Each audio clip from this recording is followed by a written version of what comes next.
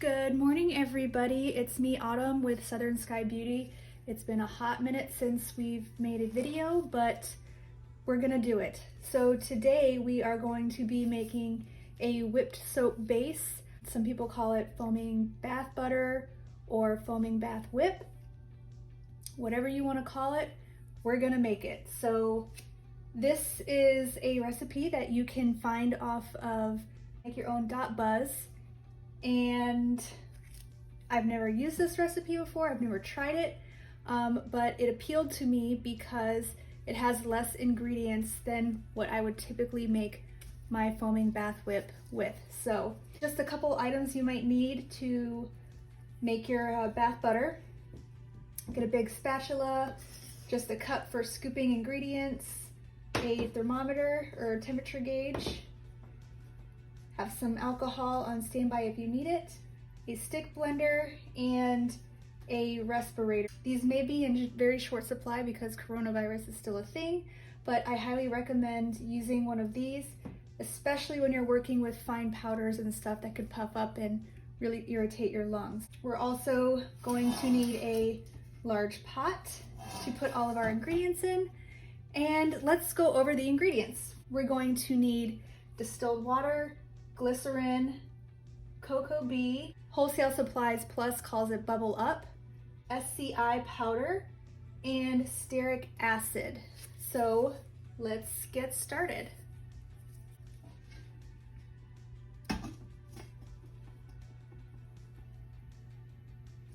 All right, first things first, let's use grams. Now this recipe, it was originally used in ounces, but I converted it to grams, and I kind of tweaked some of the numbers a little bit, and I will go ahead and put that in the description box down below. Put it in grams and make sure that it's zeroed out. And the first thing we're gonna add is water. Now this has to be distilled water. You don't wanna use normal tap water or city water or anything like that. So just ensure that you're using distilled. And we are going to actually triple the recipe that was provided. So we're going to be using 420 grams of distilled water. And all of my equipment has been sanitized and cleaned out. Now let's zero that out, and then we're gonna add 420 of glycerin. Nice and slow. There we go. All right. Zeroed out again. Next, we're gonna do our bubble up. And this is gonna be 300.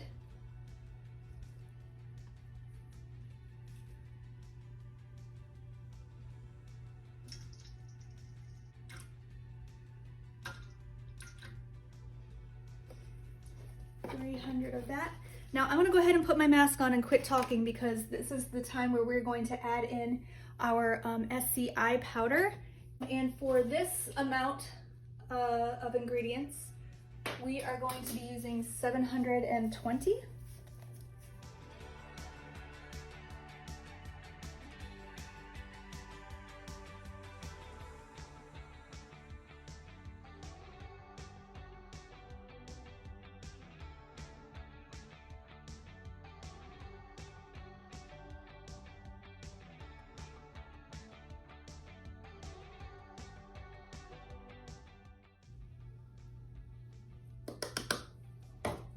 The next ingredient we need to add is stearic acid.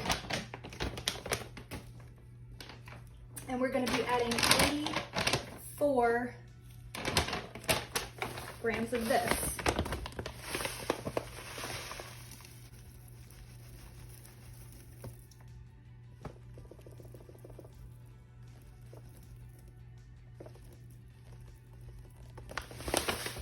All right, and that is it. So let's mix this up and get it all incorporated.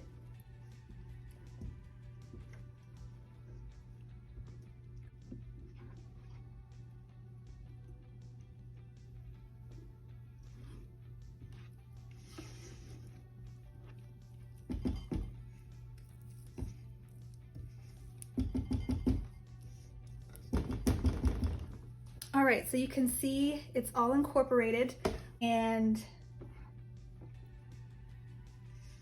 we're gonna go put it on the heat. Now, they say to put this on a double boiler. I don't do it that way. I just constantly monitor this. I will put it on direct heat, but I will make sure that I'm always standing there and constantly mixing, and put it on my lowest heat setting as possible. This stuff tends to scorch very, very easily, and if you walk away from it, you will definitely know that it's burning because it smells terrible. Anyway, so I just got this electric eye from Amazon and I put it on power setting 100. That is the lowest it can go. And I just continually mix until it's completely smooth and it will turn this opaque color. And I will show you when it gets to that point. Alrighty, we are about at 20 minutes now and you can see how fluid it is. It's supposed to look like this. Very smooth and homogeneous. You can see there's no little lumps or bumps, but I'm very, very comfortable using these ingredients. I've been making my own bath whip for a long time now, and the ingredients are pretty much the same across the board. It's just the amount that you're using of each. But from my experience, whenever you think it's done, keep cooking it a little bit longer because stearic acid has a very high melt point. So you want to make sure that everything is absolutely completely melted before we move on to the next step. Okay, we are all done melting. You can see how very fluid it is. It's opaque and pretty. And now we are going to stick blend it just to make sure everything is completely incorporated. So I'm gonna get all the little bubbles out of this and blend.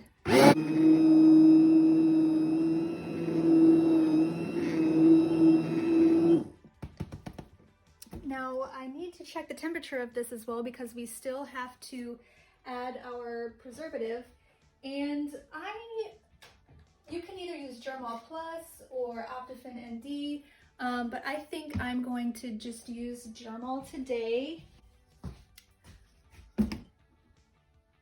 So this is at 137, let's say, and that is a little too high for Germaben. If you add your preservative at too high a temp, you're gonna completely, it's gonna be like you didn't even add it at all because you don't want it to burn off. So we're gonna wait till this gets to temperature and we will keep stick blending in the meantime until we get to where we need to be. All right, here's 10 grams of preservative. 10. And continue to stick blend. All right, I am satisfied with the amount of stick blending that I have done. Let's go ahead and clean this guy off. You can see as it cools, it is getting very thick already. And I am going to put this in a airtight container. And let's go ahead and pour it in that. And usually the size batches that I make for this whip is in a bucket this size. So this is a relatively small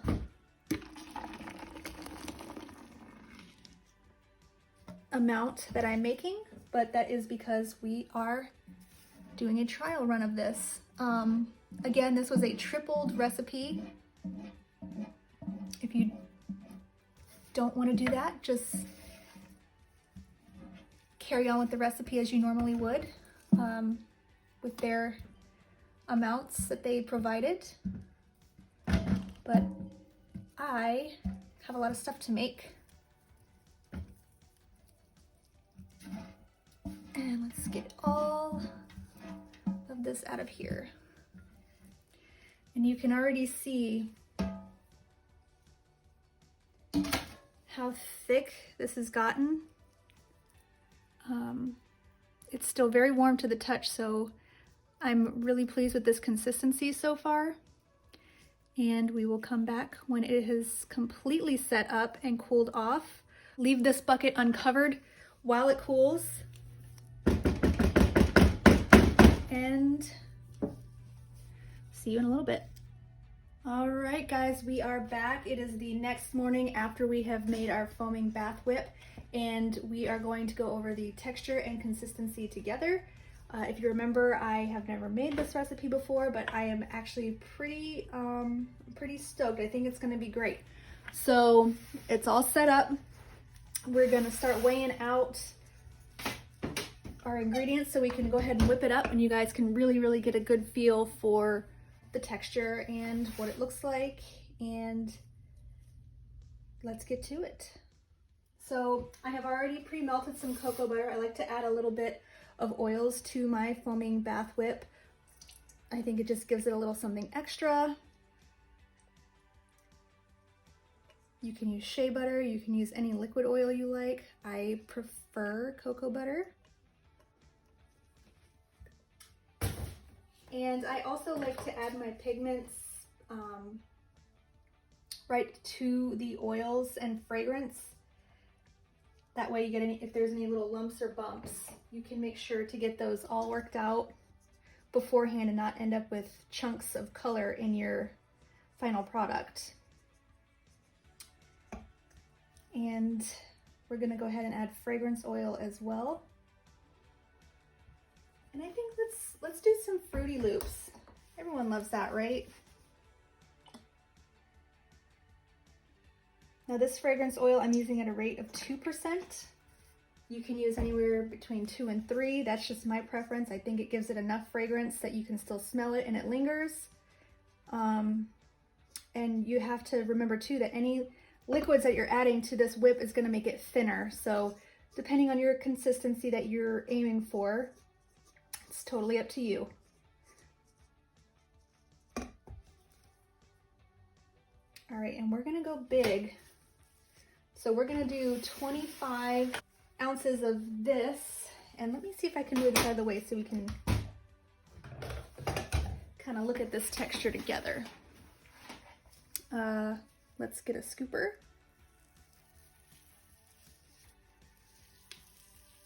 And you can see it is very thick. I'm actually really happy with this. Bring it up closer. It almost looks like shea butter. That's how thick it is. So we're gonna start with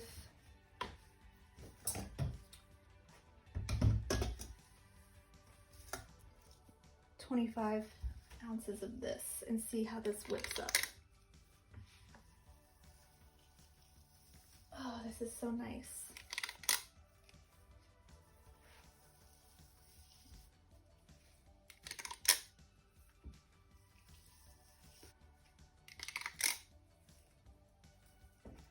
Definitely gonna have to make some more of this in my bigger usual size batches because this is going quick.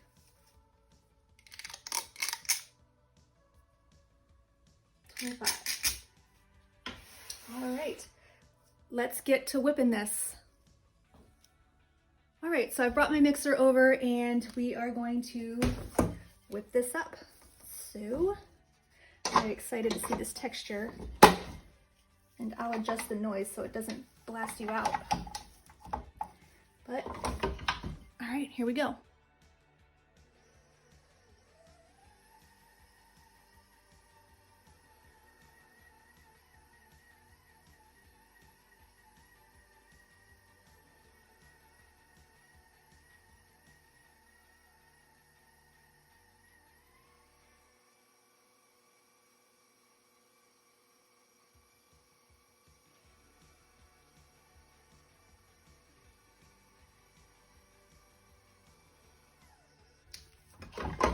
Stop and scrape our bowl down.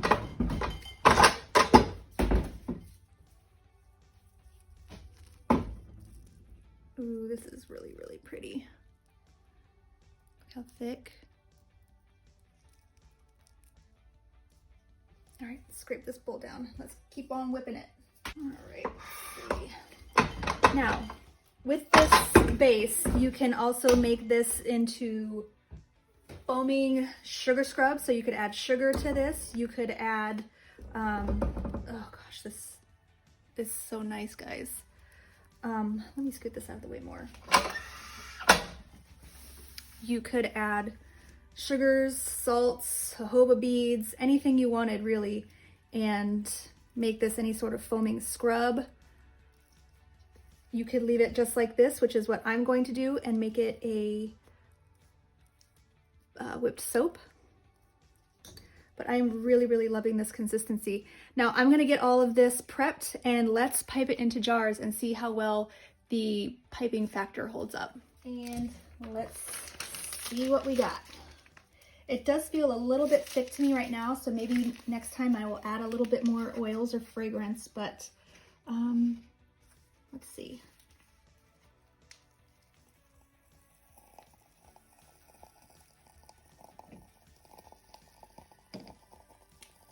It really truly looks like buttercream.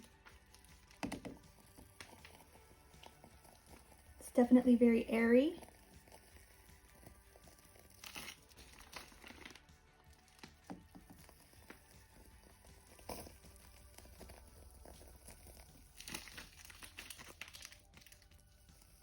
It is a little thick.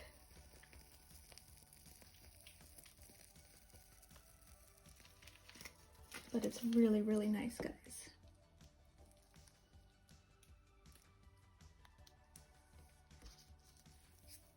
And before we pipe again, I want to show you guys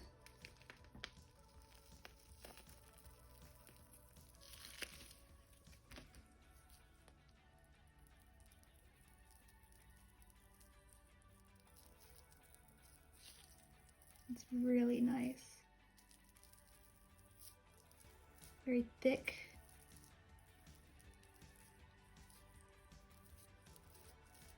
But I hope you guys gave it a try, and I really enjoyed making this, and I hope that you guys enjoyed the video, and I'm going to be better about showing you guys the consistency when the products are done. So I hope you guys have a really good rest of your day, and I'll see you next time. Bye!